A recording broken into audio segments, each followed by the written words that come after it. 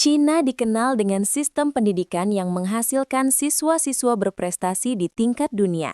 Tapi, apa sebenarnya rahasia di balik kesuksesan akademis mereka? Apakah hanya tentang belajar lebih lama? Atau ada filosofi dan metode khusus yang bisa kita adopsi? Halo, dalam video ini kita akan eksplorasi metode belajar yang diterapkan siswa-siswa Cina dan yang terpenting, bagaimana kita bisa mengadaptasi prinsip-prinsip terbaiknya untuk meningkatkan hasil belajar kita sendiri.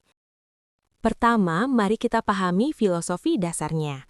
Dalam budaya Cina, pendidikan sangat dihargai dan dipandang sebagai investasi terpenting. Konfusius, filsuf terkenal Cina, menekankan pentingnya ketekunan dan refleksi dalam belajar. Ada 3 prinsip utama dalam filosofi belajar Cina yang saya sebut 3Ds. Disiplin, ilustrasi, jam alarm, jadwal teratur. Disiplin, kerangka besi yang menciptakan kebebasan sejati.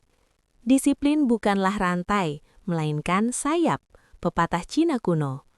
Makna mendalam disiplin dalam konteks Cina. Disiplin dalam filosofi belajar Cina bukan sekedar mengikuti aturan. Ini adalah kerangka arsitektur mental yang dirancang untuk mencapai efisiensi maksimal. Praktik nyata, ritual waktu tetap, Ding Shi Xue Shi. Siswa Cina dilatih belajar pada jam yang sama setiap hari, menciptakan kondisi refleks otak. Contoh, pukul 19-21 selalu untuk matematika. Otak secara otomatis masuk mode matematika. Ilmu saraf. Ritual ini mengurangi cognitive load untuk memulai belajar. Disiplin fisik mencerminkan mental. Meja belajar selalu rapi, buku ditumpuk dengan urutan tertentu. Filosofinya, lingkungan luar yang tertata menciptakan pikiran dalam yang tertata. Praktik tradisional. Latihan kaligrafi yang membutuhkan postur dan napas teratur sebelum menulis. The 25-5 Rule yang dipegang teguh. 25 menit fokus total, 5 menit istirahat terstruktur, tapi dengan twist Cina. Istirahat 5 menit itu untuk peregangan mata atau latihan pernapasan, bukan buka media sosial. Kearifan di baliknya. Orang Barat mungkin melihatnya sebagai kekakuan, tapi bagi siswa Cina, ini adalah penghematan energi mental. Dengan membuat keputusan kecil kapan, di mana, bagaimana belajar, menjadi otomatis, mereka menyimpan energi kognitif untuk hal yang benar-benar penting, pemahaman mendalam. Dedikasi, ilustrasi, siswa belajar dengan fokus. Dedikasi, api yang menyala konsisten bukan sekedar kobaran sesaat. Orang yang memindahkan gunung mulai dengan membawa batu-batu kecil, Konfusius.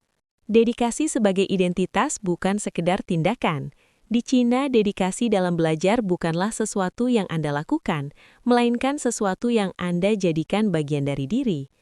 Manifestasi unik, konsep gongfu dalam belajar, bukan sekedar kerja keras, tapi keterampilan yang diasah melalui waktu. Belajar matematika seperti latihan kungfu, repetisi dengan kesadaran penuh. Setiap pengulangan bukanlah hal yang sama, tapi lapisan pemahaman baru. Dedikasi sebagai bentuk bakti, xiaodao, dalam pendidikan. Belajar keras dipandang sebagai cara membalas budi orang tua dan guru. Ini menciptakan motivasi eksternal yang bertransformasi menjadi internal. Psikologi, sense of purpose yang lebih dalam dari sekedar nilai bagus. The 10,000 Hours Rule dengan karakteristik Cina. Malcolm Gladwell's 10,000 Hours Rule diterapkan dengan pendekatan Cina, bukan 10.000 jam sekedar praktik, tapi deliberate practice dengan analisis kesalahan sistematis. Setiap jam dicatat, dianalisis, dan dioptimalkan. Contoh nyata sistem dedikasi. Sebuah sekolah di Shanghai menerapkan passion project wajib. Siswa harus memilih satu bidang, musik, coding, seni, dan lain-lain. Harus berkomitmen minimal 3 tahun. Bukannya beban, ini justru menjadi penyeimbang dan membangun dedikasi dalam konteks menyenangkan. Determinasi, ilustrasi, panjat gunung, simbol ketekunan. Determinasi adalah baja tahan karat dalam jiwa pembelajar. Perjalanan 1000 mil dimulai dengan satu langkah, tetapi hanya yang determinasi yang menyelesaikan perjalanan itu. Lao Tzu. Determinasi sebagai imun sistem mental. Dalam filosofi Cina, determinasi bukan sekedar tidak menyerah, tapi kemampuan untuk mengubah kegagalan menjadi bahan bakar. Mekanisme uniknya, konsep Ciku, yaitu makan pahitnya. Kesulitan dalam belajar dilihat sebagai nutrisi mental yang diperlukan. Mindsetnya, jika belajar ini mudah, berarti saya tidak benar-benar tumbuh. Contoh, guru sengaja memberi soal di atas level, bukan untuk menjatuhkan, tapi untuk melatih otot mental. Sistem anti-fragile ala Cina. Siswa sengaja diekspos pada tingkat kesulitan yang bertahap meningkat. Metodologinya, stress plus recovery equals growth, diterapkan dalam kognisi. Mirip prinsip olahraga, otot robek kecil saat latihan, tumbuh lebih kuat saat pulih. Determinasi melalui cerita keteladanan. Setiap siswa Cina mengenal cerita. Zuti yang bangun subuh untuk berlatih pedang, Yue Fei yang belajar dalam kondisi sulit. Ini bukan sekedar cerita inspirasi, tapi blueprint mental yang diinternalisasi. Teknik failure reframing. Setiap tes atau ujian memiliki 3 analysis sessions. Analysis session 1, apa yang salah? Faktual. Analysis session 2, mengapa saya membuat kesalahan ini? Psikologis. Analysis session 3, bagaimana kesalahan ini membuat saya lebih kuat? Transformasional. Interkoneksi 3 pilar, The Learning Trinity. Disiplin menciptakan kapal, dedikasi adalah dayungnya, determinasi adalah angin yang mengisi layarnya. Hubungan simbiosis.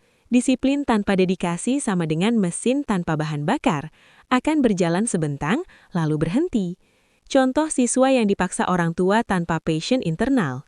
Dedikasi tanpa disiplin sama dengan api tanpa tungku, akan membakar habis diri sendiri. Contoh siswa semangat tapi tidak teratur, burnout cepat. Determinasi tanpa keduanya sama dengan niat tanpa jalan, akan berputar-putar tanpa kemajuan. Contoh siswa ingin sukses tapi tidak punya sistem. Bukan berarti mereka tidak kreatif atau kritis, tapi mereka memahami bahwa dasar yang kuat memerlukan disiplin yang konsisten. Seperti pepatah Cina, dengan ketekunan, besi bisa diasah menjadi jarum. Sekarang, mari kita lihat metode praktis yang diterapkan siswa-siswa China. Pertama, repetisi dengan pemahaman. Di China, menghafal itu penting, tapi bukan menghafal tanpa memahami. Mereka menggunakan sistem pengulangan dengan interval. Contoh, belajar, review setelah 1 hari, 3 hari, 1 minggu. Kedua, belajar kelompok rutin. Siswa-siswa China sering membentuk kelompok belajar kecil yang bertemu teratur. Bukan sekadar ngerjain PR bersama, tapi benar-benar mengajar satu sama lain. Ketiga, analisis kesalahan mendalam. Mereka punya buku catatan khusus untuk kesalahan dan menganalisis mengapa melakukan kesalahan tersebut. Contoh, kesalahan, soal matematika, penyebab, tidak teliti membaca soal, solusi, garis bawahi informasi penting. Keempat, hubungkan dengan konteks nyata. Guru-guru di China sering menghubungkan pelajaran dengan aplikasi praktis. Ini membantu pemahaman yang lebih dalam.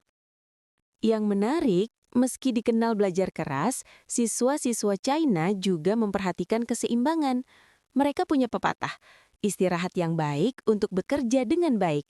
Biasanya mereka bangun pagi, olahraga ringan, belajar dengan interval biasanya 45-50 menit diikuti istirahat 10 menit, dan yang penting tidur cukup.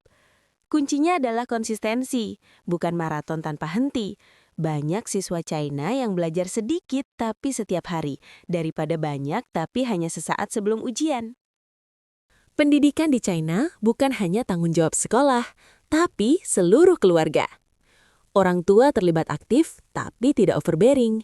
Mereka menciptakan lingkungan yang mendukung, ruang belajar yang tenang, bahan belajar yang cukup, dan yang terpenting, dukungan emosional. Orang tua menjelaskan, kami tidak memaksa nilai sempurna, tapi menekankan usaha terbaik. Pola pikir berkembang atau growth mindset juga diajarkan sejak dini. Kegagalan dilihat sebagai peluang belajar, bukan akhir segalanya. Nah, bagaimana kita bisa mengadaptasi prinsip-prinsip ini apapun sistem pendidikannya? Buat jadwal konsisten. belajar di waktu yang sama setiap hari. Fokus pada pemahaman, bukan sekadar hafalan. Tanyakan mengapa dan bagaimana. Buat catatan kesalahan, analisis dan pelajari dari kesalahan. Cari teman belajar, diskusi memperdalam pemahaman. Hubungkan dengan minatmu, cari aplikasi praktis dari yang dipelajari. Jaga keseimbangan, belajar efektif butuh tubuh dan pikiran sehat. Ingat, yang kita ambil adalah filosofi dan metode terbaiknya, bukan tekanan berlebihan atau kompetisi tidak sehat. Setiap budaya punya keunggulan masing-masing. Pada akhirnya, belajar ala China mengajarkan kita tentang disiplin, konsistensi, dan pemahaman mendalam. Bukan tentang menjadi yang terbaik di antara orang lain, tapi tentang menjadi versi terbaik dari diri sendiri. Semoga video ini memberikan wawasan baru untuk perjalanan belajarmu. Manakah dari metode ini yang akan kamu coba terapkan?